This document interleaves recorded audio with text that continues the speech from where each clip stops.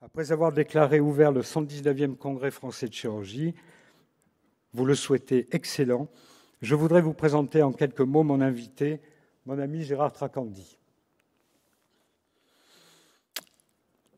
Gérard Tracandi est né en 1952, il était professeur à l'École supérieure des beaux-arts de Marseille et à l'École d'architecture de Marseille. Il a été professeur invité de l'École nationale supérieure des beaux-arts de Paris. Il est aujourd'hui un peintre reconnu. Comme la main du chirurgien, celle du peintre œuvre. Et l'œuvre de Gérard Tracandi est fondée sur un paradoxe, puisqu'elle se situe entre l'abstraction et le réalisme. Il est l'auteur, bien sûr, de nombreuses expositions. Il travaille dans ses ateliers d'Aix-en-Provence et de Paris. Voici quelques images qui donnent une idée de son travail actuel. Les formats trahissent ici les couleurs, malheureusement, et la réalité de la nuance.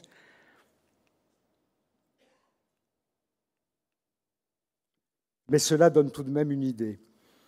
Je suis très heureux qu'il ait accepté d'être l'invité d'honneur de cette séance inaugurale. Je lui ai suggéré un titre. Il en a fait le sien. Je vais donc lui laisser la parole. Merci à tous de votre écoute attentive.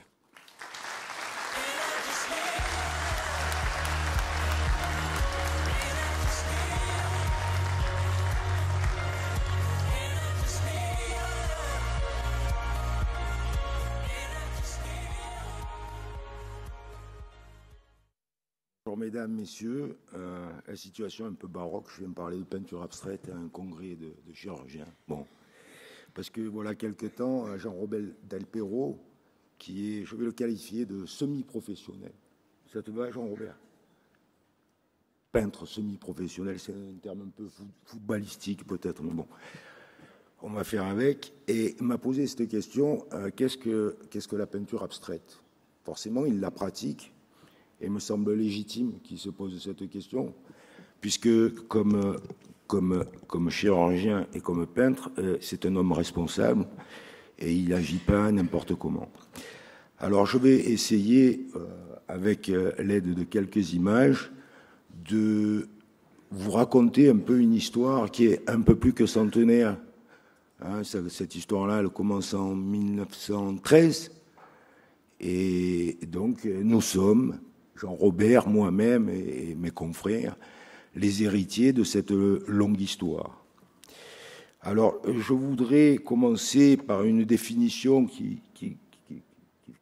pourrait être reprise par beaucoup de gens aujourd'hui et qui est une définition de Audiard. Sur le plan de l'arnaque, les coups les plus tordus ne sont rien à côté de la peinture abstraite. Alors, je vais essayer de vous montrer que, évidemment, la peinture abstraite, ça peut être autre chose que ça. Alors, dans un premier temps, alors là, j'ai besoin d'images, plutôt que de vous dire ce qu'est la peinture abstraite, parce que je ne répondrai pas à cette question, elle est trop vaste, je vais simplement essayer de l'étayer. Mais avant de dire qu'est-ce que c'est que cette histoire de la peinture abstraite, ou tout au moins la survoler, je voudrais vous dire qu'est-ce qui est abstrait en peinture selon moi. Voilà. Alors, ce que vous avez là sous les yeux, c'est un dessin de Cézanne. Il s'appelle Arbres et ponts, il mesure 52 par 38 cm et il a été réalisé autour des années 88-90. Je vous montre ce dessin parce que j'ai eu l'occasion, voilà, une douzaine d'années, d'écrire un texte à propos de ce dessin. Et si j'avais écrit ce texte, c'est parce que j'ai eu une expérience, avec ce dessin-là. À savoir que ce dessin, je l'ai vu dans une exposition qui figurait en 1995 à l'exposition Cézanne au Grand Palais, que certains d'entre vous ont peut-être vu.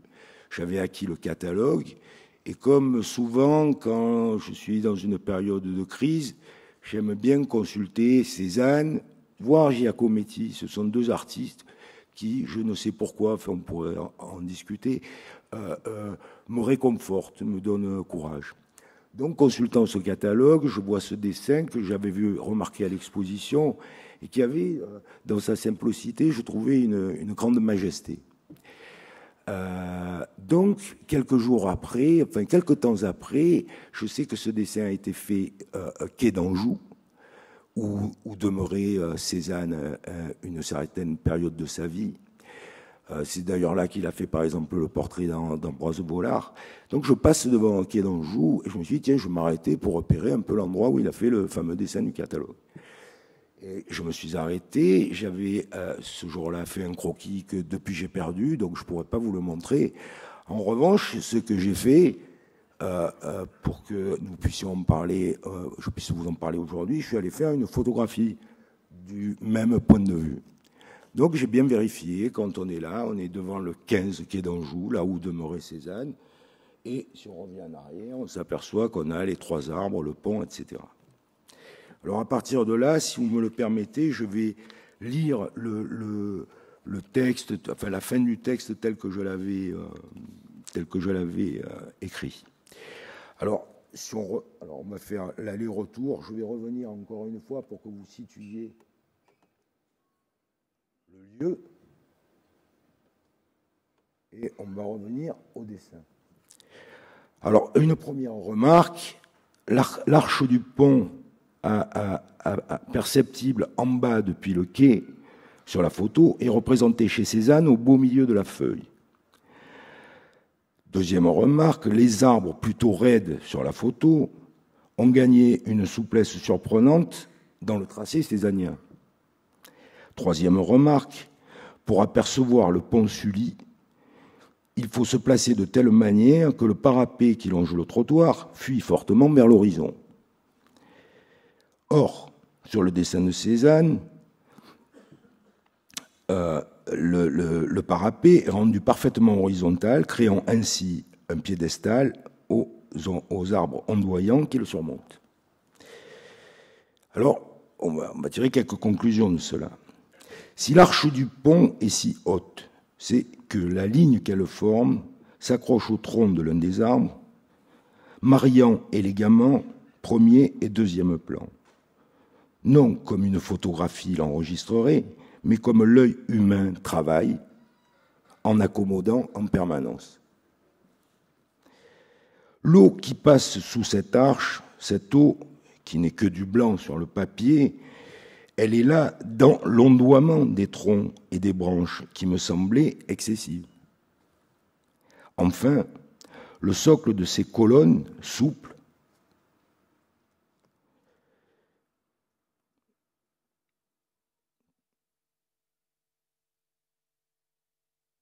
je ne sais plus ce que j'ai écrit.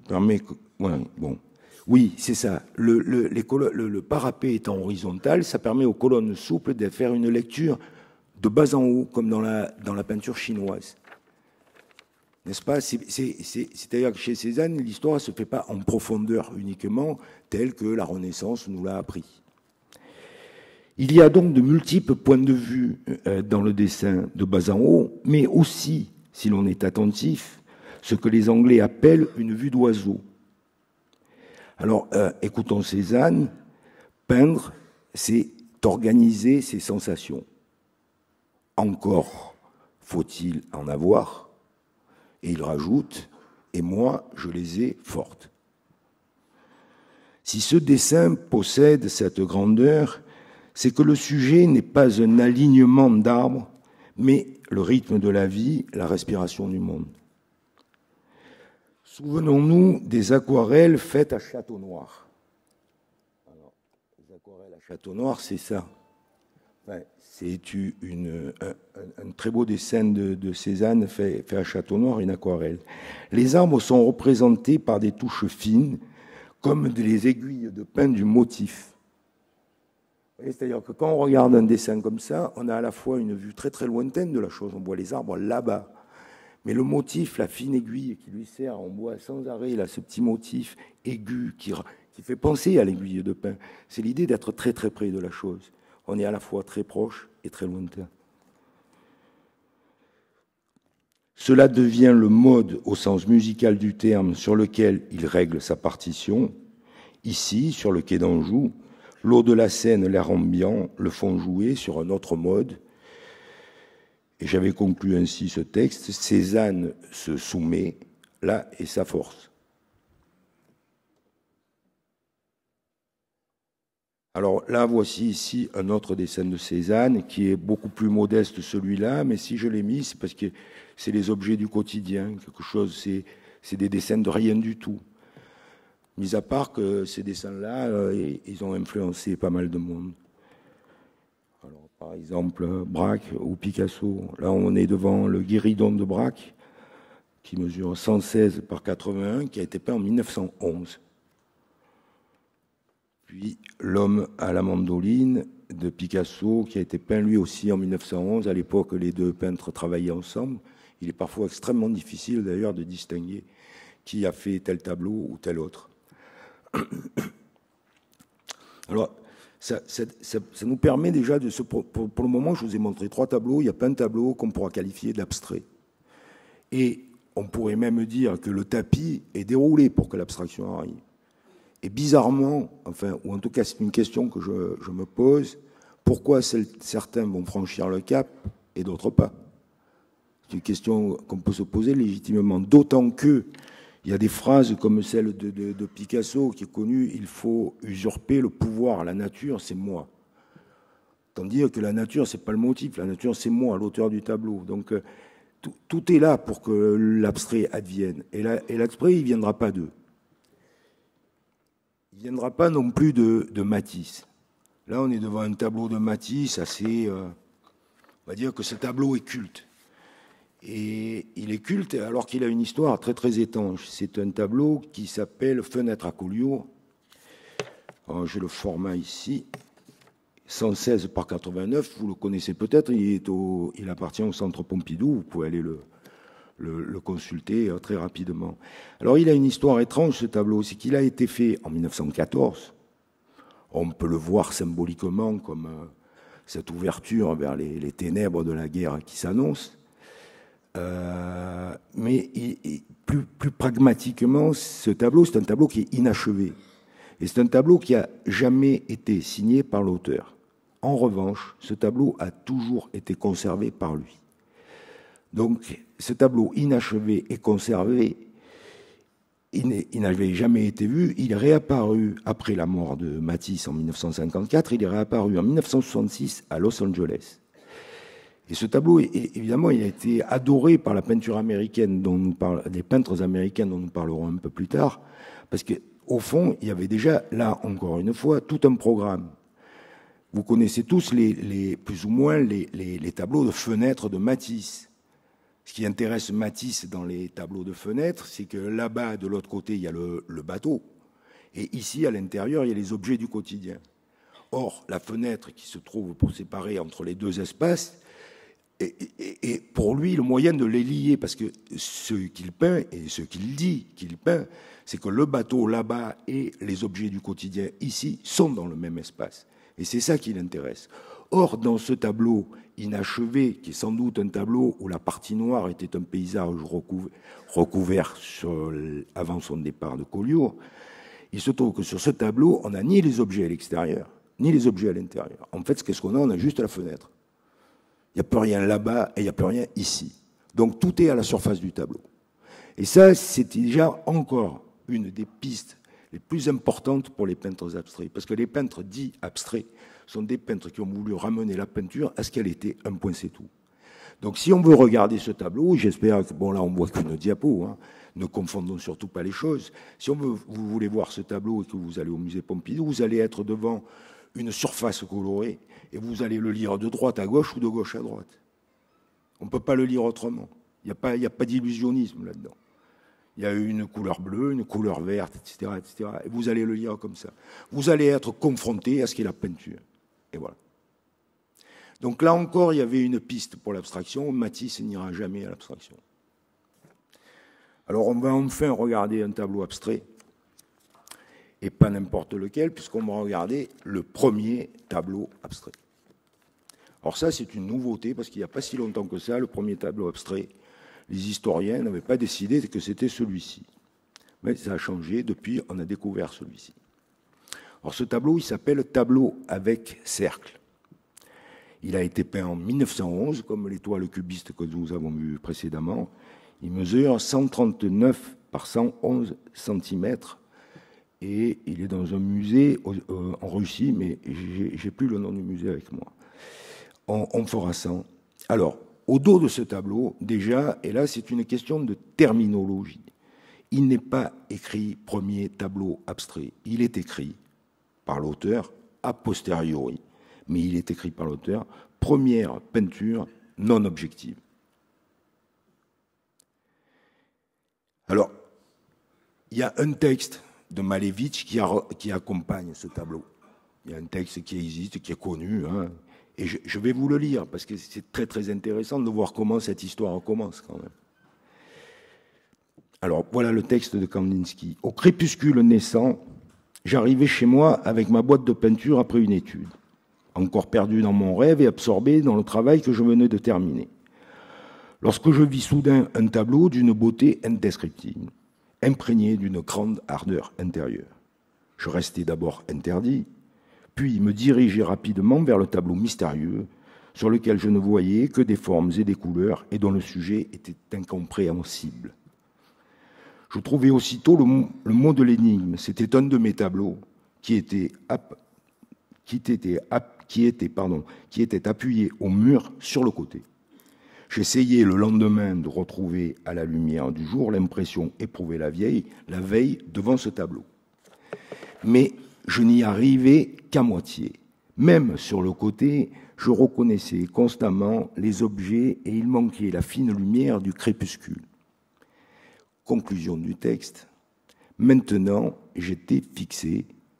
L'objet nuisait à mes tableaux. Alors, maintenant, j'étais fixé. L'objet nuisait à mes tableaux. Il est donc question de supprimer les objets. Il ne va pas y arriver immédiatement. Alors, on va faire une expérience un peu sacrilège. Voilà. Le tableau, c'est intéressant de penser ça comme ça, parce que ça nous convoque, nous autres spectateurs du tableau. Parce que là, il y a deux peintres, en fait. Parce que lui, il l'a peint comme ça, le tableau, avant qu'il le voie sur le côté. Puis, j'ai pas de mal à retrouver où est le bas, où est le haut. On est bien d'accord qu'on a un paysage type post-fauviste, quoi. Enfin, ce que faisaient ces gens-là, le groupe Die Broek ou Blue Reiter, dont il faisait partie, il était un des fondateurs. Voilà, c'est un peu comme ça, comme ils peignaient. Ils avaient vu Gauguin, ils avaient vu Matisse, ils avaient vu toute la peinture fauviste, et ils peignaient comme ça. Donc le tableau a bien été fait comme ça. Et pourtant, pour revenir en arrière, il est signé comme ça. Donc on a deux peintres. On a un peintre qui peint et on a un peintre qui regarde. Et je crois que on va le voir plus loin avec d'autres exemples, mais dans la question de la peinture abstraite, il en est une, je crois, qui me semble évidente, c'est la place qui est donnée à celui qui regarde le tableau, l'importance de celui qui regarde le tableau. On ne va pas dire qu'il n'en avait pas précédemment, mais là, la fonction du spectateur est mise en avant. Il est responsabilisé, on dira. On peut le voir comme ça. On peut dire aussi que c'est une arnaque, comme disait notre ami tout à l'heure. Alors que non, c'est peut-être une époque, c'est une période, on va voir que cette histoire-là, elle se joue très très fortement sur les deux guerres. Première guerre mondiale, Deuxième guerre mondiale. Grand moment de crise et nécessité de, comme ils disent tous, repartir à zéro, tourner la page, on recommence. Donc là, il était question de se séparer de l'objet. L'objet dérange. Alors pour revenir encore à la terminologie, l'idée de abstrait, il y a une remarque que fait Nina Kandinsky, c'est un entretien radiophonique que j'ai écouté sur France Culture, où Nina Kandinsky, avec son accent russe inimitable, explique qu'elle était avec Kandinsky, comme elle le dit, et le patron de la galerie Piercé. Et le patron de la galerie Piercé demande à Kandinsky, ce que vous faites là, c'est quoi? C'est de l'abstrait. Et Kandinsky répond, je n'aime pas ce mot, je l'appelle concret. Mais pour les journalistes, cela passe sous le nom abstrait. Donc on va dire, là, on a encore un déplacement, c'est-à-dire celui qui peint, il dit que c'est concret, et celui qui regarde, il dit que c'est abstrait. Parce que pour le peintre, peindre, c'est peindre. Ça, c'est une phrase que je n'ai pas inventée, elle vient de lui. C'est Émile Nolde, qui est un peintre pas intellectuel du tout, Il appartient au mouvement qui était collègue avec le mouvement de Kandinsky, Bloreiter. Et lui, il avait cette phrase que j'aime beaucoup. Avec un ami, on finissait toujours nos conversations en citant notre ami Nold, en disant « peindre, c'est peindre ». Il est bien question de revenir à cette histoire comme ça du présent. Alors, pour les définitions de l'art abstrait, après on ne reviendra pas sur la terminologie, on emploiera le mot pour des raisons pratiques. Mais j'ai deux très belles définitions. Alors, il y a celle qui correspondrait peut-être au dessin de Cézanne qu'on a vu tout à l'heure, et l'autre peut-être plus au tableau de Kandinsky qu'on vient de voir maintenant.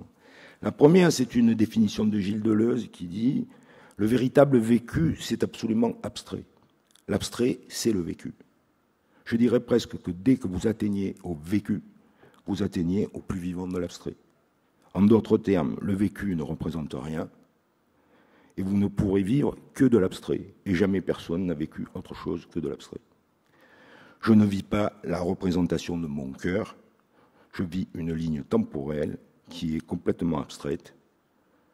Quoi de plus abstrait qu'un rythme? Alors ça, on n'est pas dans l'art abstrait, on est dans l'abstrait, on est bien d'accord, c'est pour ça que je voulais le coller plutôt au dessin de Cézanne qu'on a vu tout à l'heure. Sinon, il y a une définition plus convenue de celle à laquelle nous sommes tous, je crois, habitués, celle de Michel Sefort. Il dit « J'appelle art abstrait tout art qui ne contient aucun rappel, aucune évocation de la réalité observée, que cette réalité soit ou ne soit pas le point de départ de l'artiste. » Voilà. Donc, une peinture qui voudrait s'émanciper du motif.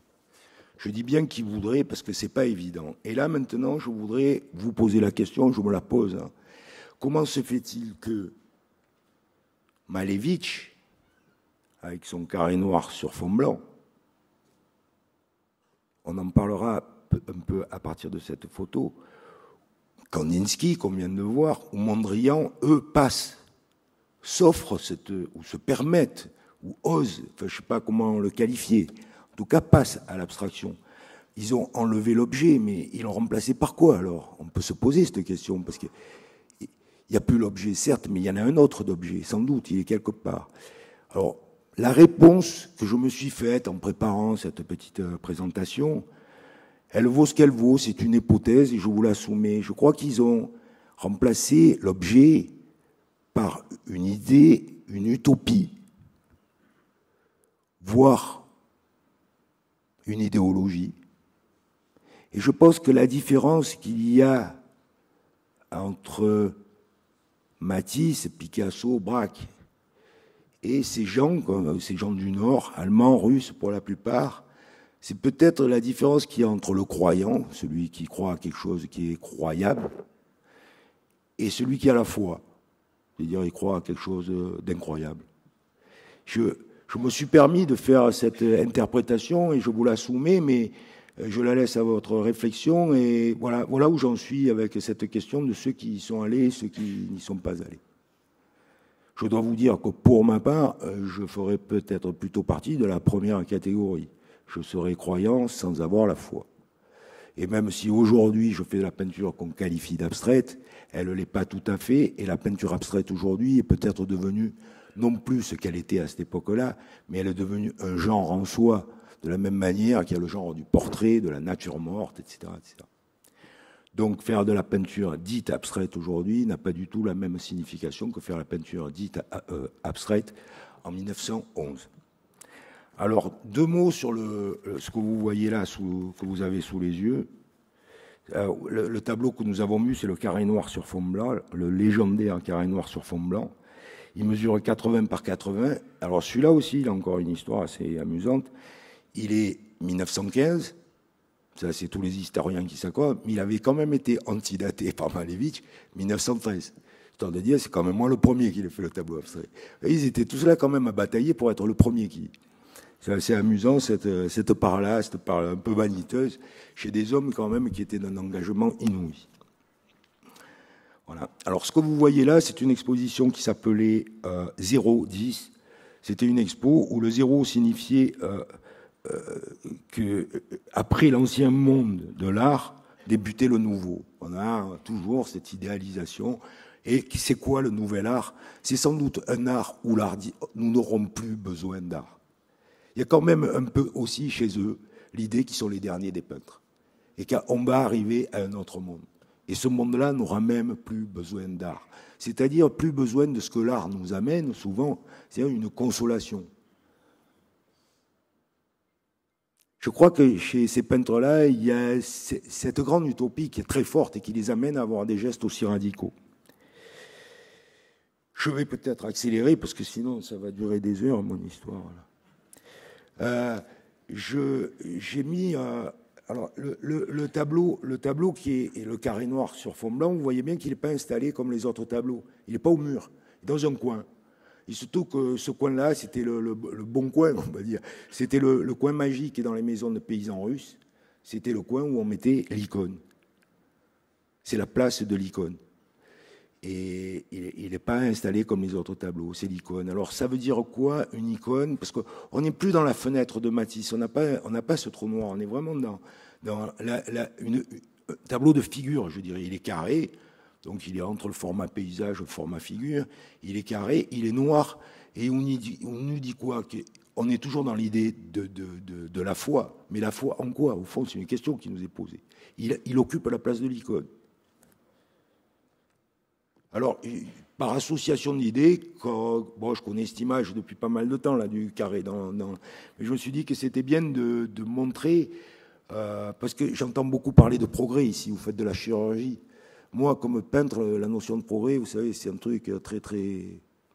Je sais pas ce que c'est, quoi. Je vois pas où est le progrès en art, quoi. Je vois des changements, des évolutions, des choses se transforment. Mais le progrès, je sais pas ce que c'est. Je ne vois pas le progrès qu'il y a par rapport au tableau de Cimabue, de la peinture de Malevich, qu'on vient de voir. Celle-là aussi, elle est dans l'espace, elle flotte, elle est découpée. Elle est à la fois image, sculpture, elle est à la fois plate et épaisse. Et voilà, donc je ne dis pas que Malevich a juste repris cette histoire-là. Simplement, à une autre époque, il y a eu ce besoin-là de réincarner une fois. Ça, c'est un autre tableau de Malevich, parce que ce qui est intéressant à savoir de lui, c'est qu'il n'est pas resté abstrait. Certains le restent à vie. Certains restent dans cette idée première. Malevich, lui, il est revenu à la peinture figurative. Peut-être avait-il fait le geste ultime, mais ensuite, il voulait forcément poursuivre ce programme, passer à autre chose. Et cette autre chose, ça a été de faire des objets utilitaires et des projets d'architecture. Voilà. Toutes ces choses-là ont plus ou moins avorté. Il est revenu à cette peinture figurative très belle, assez primitive. Et là, j'ai mis son portrait derrière, où on voit sa tenue de paysan telle qu'il l'a peint dans le tableau précédent. Voilà. Ensuite, nous avons Mondrian. Je vous ai pris les trois grandes figures classiques, références de l'art abstrait, de la naissance de l'art abstrait, à savoir Kandinsky, Malevich, Mondrian. Bon, je vais un peu accélérer. Mondrian, donc on est sur une histoire, c'est pareil, il a vu Van Gogh, il est hollandais, il connaît la peinture hollandaise, il connaît tout son vocabulaire, il a vu les fauves, etc. Et tout le développement qu'il va faire autour de l'arbre va lui permettre d'arriver à une construction extrêmement géométrique, simplifiée. Ça, c'est un dessin, je l'ai mis parce qu'il faisait un peu écho au premier dessin que nous avons vu. Vous voyez que là, il y a déjà la volonté de construire par horizontal et vertical, et qu'on va s'éloigner du motif plus vivant de l'arbre pour en faire une construction définitive.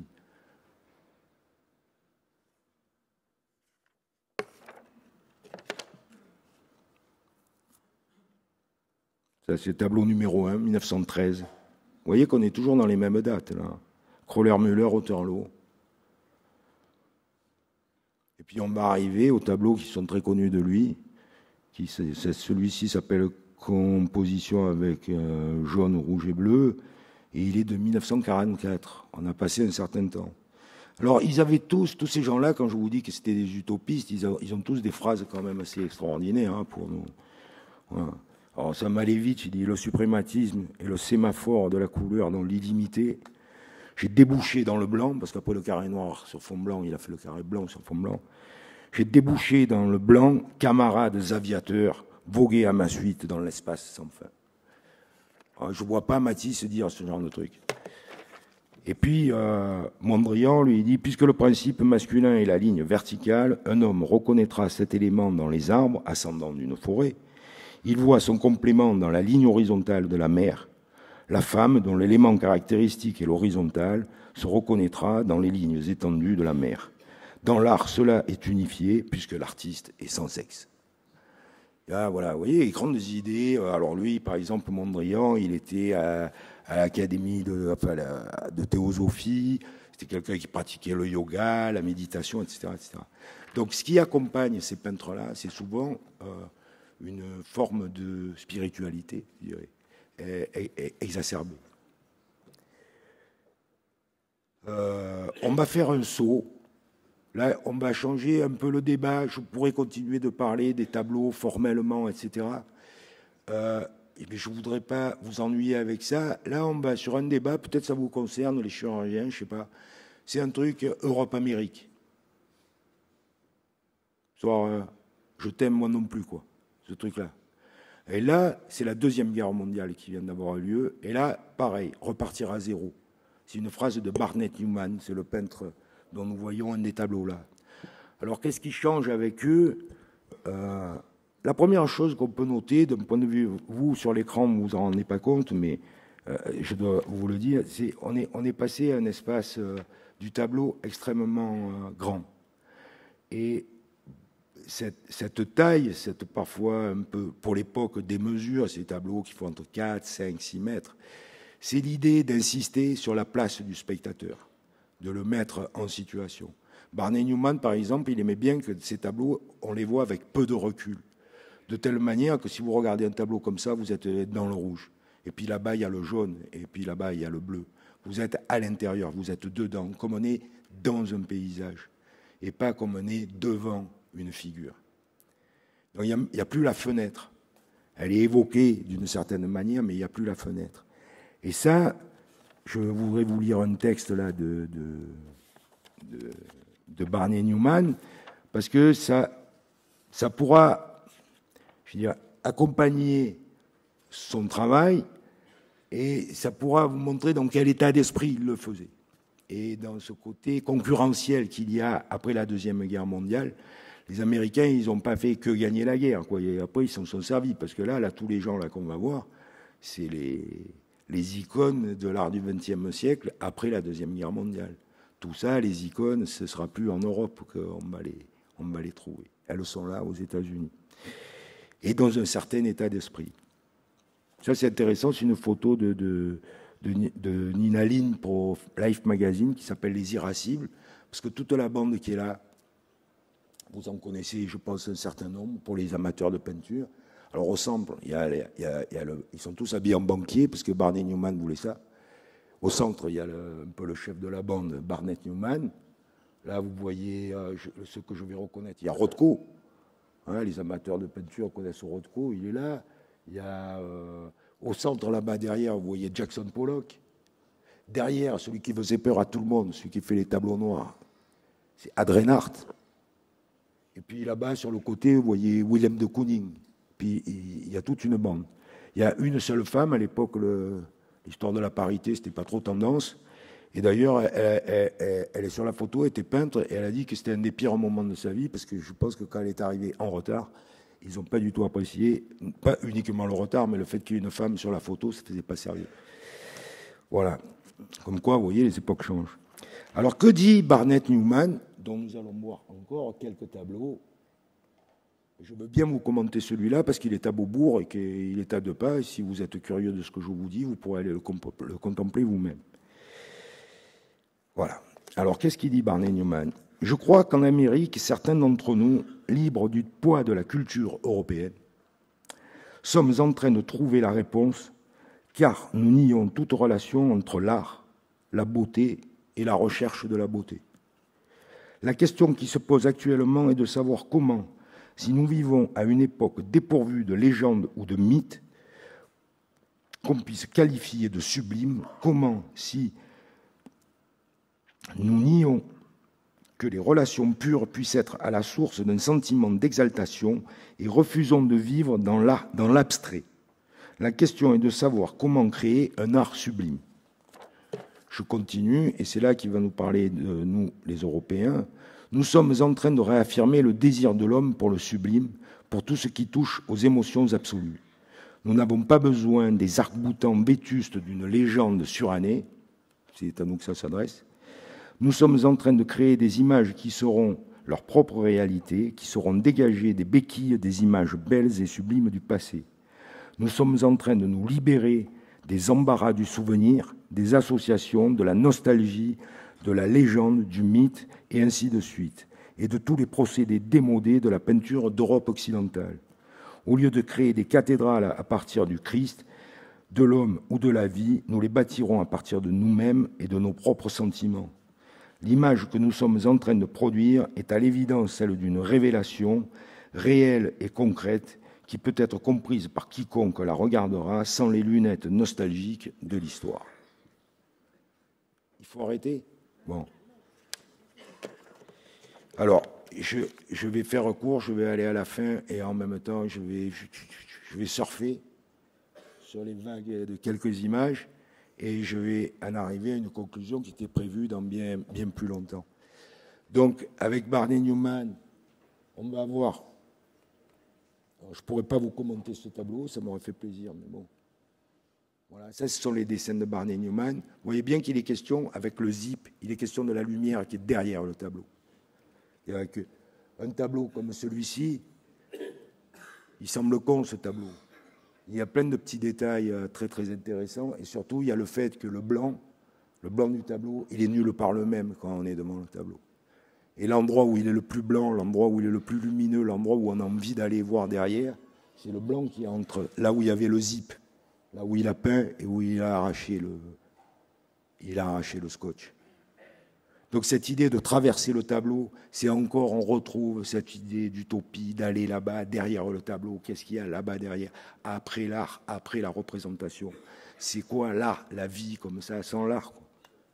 Sans ce besoin de représentation. Alors, il y en a un autre qui a fait la même chose de façon peut-être plus radicale, c'est Lucio Fontana, avec les fentes et les bouquets, les trous. Lui, il l'a fait littéralement. Bon, on en parlera une autre fois. Ça, c'est un tableau de Jasper Johns, c'est le pop art. C'est Jasper Johns. Je voulais parler aussi de l'histoire de l'art américain. Ils en sont arrivés juste à faire de ce tableau lui-même une icône. Alors, le truc de Jasper Johns qui est lié à la peinture abstraite dont nous parlait, c'est-à-dire à cette réalité du tableau, c'est que Jasper Johns, il peint des trucs qui sont plats. Donc, il peint quelque chose plat qui est déjà plat. Alors, sa spécialité, c'est les drapeaux, les cibles. Vous pouvez toujours vous poser la question, pourquoi vous ne jouez pas aux fléchettes avec un tableau de Jasper Johns? Les chiffres, les lettres, les sujets et les cartes de géographie. Donc, il peint plat, des choses plates. De telle manière, quand vous regardez un tableau de Jasper Johns, vous reconnaissez immédiatement l'image, mais vous êtes encore convoqué, comme avec le tableau de Matisse tout à l'heure, à regarder la peinture. Et basta così, et rien d'autre. Et vous vous retrouvez tout seul face à la peinture. Voilà, ça, il y en a un qui a pris le relais, c'est Frank Stella. Bon, dans le truc de peindre, c'est peindre de Frank Stella, j'aime beaucoup. Et lui, il a inventé un truc qui s'appelle le shape canvas. Shape canvas, ça veut dire que le tableau, il est découpé. Il est découpé et lui-même est la forme. Et je vous mets au défi de savoir si la forme qui est dans le tableau précède la forme du tableau ou si c'est la forme du tableau qui a précédé la forme de ce qui est à l'intérieur. On est dans une forme de tautologie qui fait que le tableau est là pour vous dire dans quelle pièce il est. Au fond, la question, ce n'est pas où est le tableau, ce n'est pas le lieu où on met le tableau, c'est le tableau qui est le lieu. Bon, voilà, c'est des questions un peu compliquées. Voilà, ça, c'est Helmut Federley. Là, je voulais revenir à des contemporains. C'est mon aîné, il est né en 1944, c'est quelqu'un pour qui j'ai beaucoup d'admiration. Je pense que lui, il a fait une chose formidable. La plupart des héritiers de cet art minimal qu'on vient de voir, ils sont allés vers d'autres expériences, qui n'étaient pas des expériences de peinture. Ils sont allés plutôt vers la sculpture, l'objet, l'art conceptuel, etc. Il y en a qui sont restés à la peinture, notamment Helmut. Et Helmut est un peintre européen. Il est allé vivre aux États-Unis, mais il est revenu. Il a ramené une sorte de sens de la monumentalité, de la physicalité. Je voudrais dire 2 mots de lui avant de conclure. J'ai noté le concernant quelques mots qui ne sont pas forcément des mots qu'on qualifie, qu'on pourrait penser positifs, et pourtant, à mes yeux, ils le sont. Maniériste. C'est quelqu'un qui sait qu'il est à la fin d'une histoire, d'une peinture, que ce n'est pas lui qui va l'inventer, il prend en charge le fait d'occuper cette place-là, totalement. Lui, il a quitté le bleu, le jaune et le rouge, les couleurs primaires. Il sait qu'il n'est pas un primitif. Et lui, ses couleurs sont des couleurs plutôt un peu de l'angoisse et de l'inquiétude. Il est sentimental, il est pessimiste, il est en quête de vérité, et je pense que c'est quelqu'un d'extrêmement sceptique, ce que je partage tout à fait avec lui. Voilà. Pour finir, je voudrais vous présenter les acteurs des scènes que nous venons de parcourir, et de façon un peu exagérément accélérée sur la fin. Paul Cézanne, Braque, Pablo Picasso, Kandinsky, Nolde, peindre, c'est peindre, Henri Matisse, le prof, Piet Mondrian. Alors lui, il est parti de la nature et après il a détesté. Enfin, il a détesté, je crois, par principe. C'est-à-dire, on l'avait invité à un dîner où il se retrouvait devant la fenêtre avec des arbres derrière. Il a demandé à être déplacé, il ne supportait plus le verre. Et je pense que c'est parce qu'il fallait qu'il continue son affaire, quoi. Pour continuer son affaire jusqu'au bout. En arrivé à New York Boogie Woogie, quelque part, il refusait de l'avoir, quoi. Barnett Newman. Là, il y a Lucio Fontana, celui des fentes et des trous. C'est celui qui est à gauche. Celui qui est à côté de lui avec les chaussures bicolores, c'est Marinetti, le peintre futuriste. Je les trouve assez chic, mes aïeux, pas vous? Ça, c'est Jasper Jones. Ça, c'est Frank Stella, le bien nommé. C'était vraiment la star, lui. Il a commencé à peindre très jeune. À 30 ans, il avait inventé son truc avec les rayures noires. C'était une superstar. Et depuis, il continue et il a remis ça en question tout au long de sa vie. Aujourd'hui, c'est magnifique ce qu'il continue de faire. C'est un travail incroyablement baroque, contrairement à ce qu'on aurait pu imaginer avec le départ de son œuvre. Ça, c'est Helmut, le monsieur dont je viens de vous parler, qui a fait le tableau gris et jaune. Et ça, c'est Cimabue, le tableau qu'on a vu tout à l'heure, qui les accompagne. Voilà, ils vous saluent tous et moi avec eux. Merci.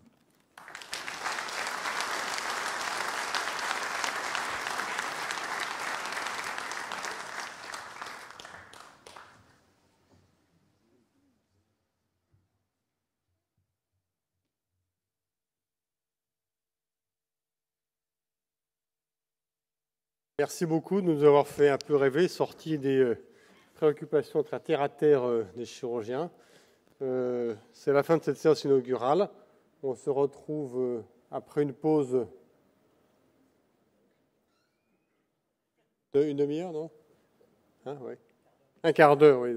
On est un peu contraint par le temps, durant laquelle je vous répète avec insistance la nécessité d'aller rendre visite aux laboratoires qui sont là. Merci, à tout à l'heure.